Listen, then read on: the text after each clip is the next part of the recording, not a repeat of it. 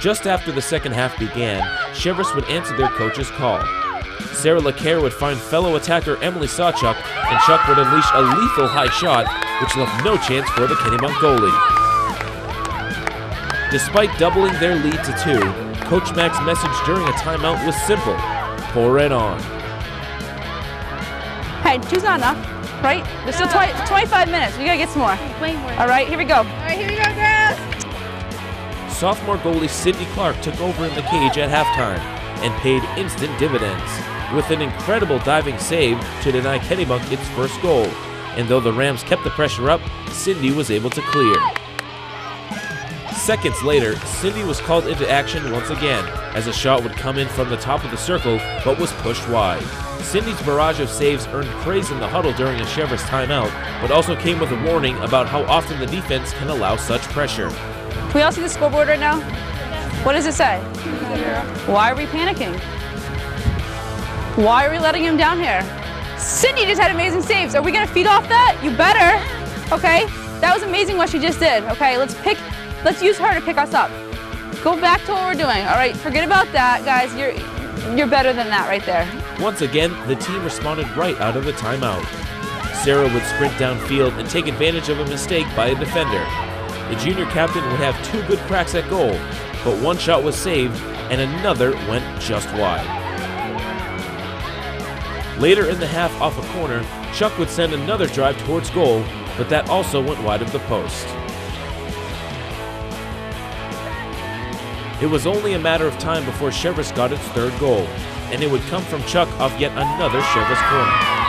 However, after the goal, the senior attacker would go down injured.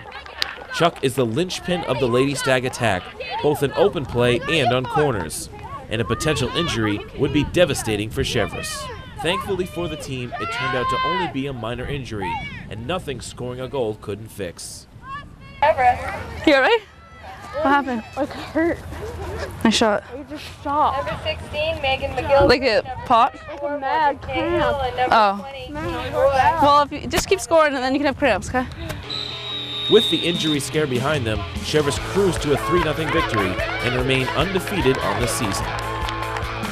Hey, it wasn't the prettiest game, but guess what? It's a victory, okay? So we've got a lot to work on, which is fine, but it's so early in the season. I'm proud that we pulled it together and that we had some key people step up today, all right?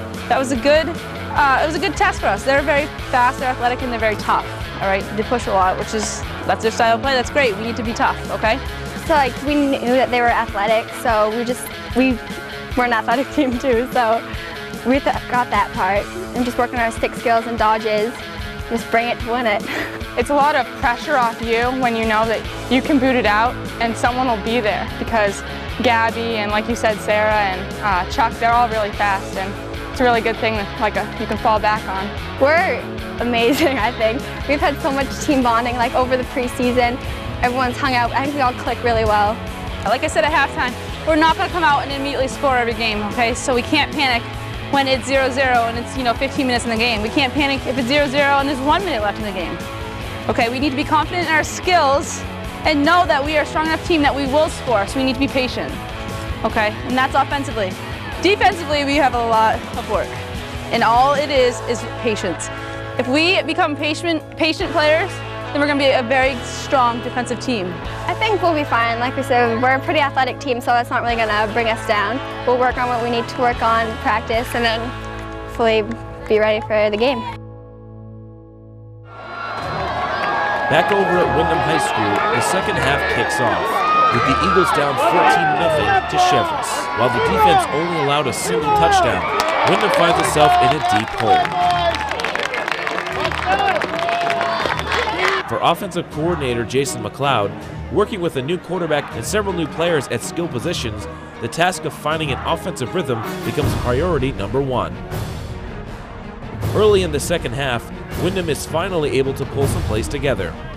Cody would find wide receiver Drew Gagnon, and a few broken tackles later, Windham had a first down.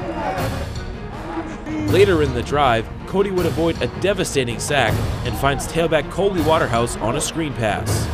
With blockers in front, Waterhouse gives Windham some offensive life inside Stag territory. Yeah! Yeah! Good! Thunder! Thunder! Thunder! but just a couple of plays later, the drive would come to an abrupt halt as senior Kyle Williams would fumble the football and the Stags recovered. Cheverus would then embark on a drive based on simple tailback and fullback dive plays. Plays that usually go for 2 to 3 yards began to go for 10, 15, and 20 yards.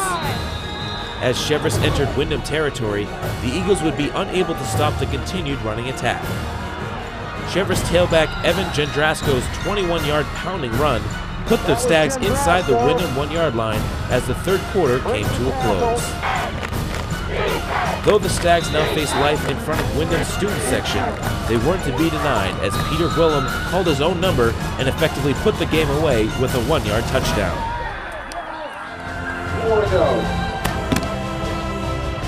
For McLeod, it's another frustrating night, as Windham would be shut out 28-0, sending them to 0-2. Though plenty of work needs to be done for the Eagles, McLeod gives credit where it's due.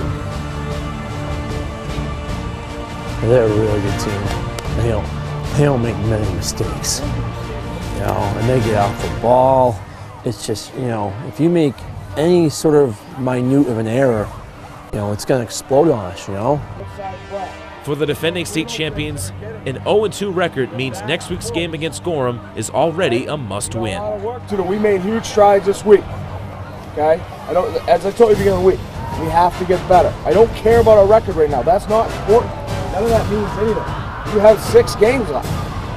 Perkins also indicates that it will be a team-wide effort to get them out of their slump and return to the Class A playoffs. All right?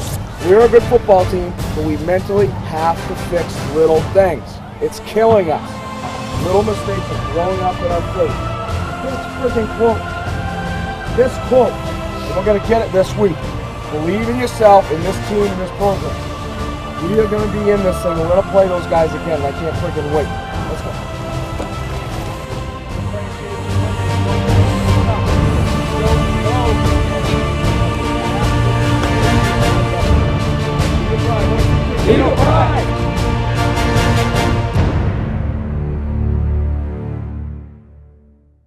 On the next episode of Varsity. Windham needs a win on the road against Gorham to put a charge into their season, while Cheverus battles a monsoon in a showdown with perennial power Sanford. It's all next week on an all-new episode of Varsity.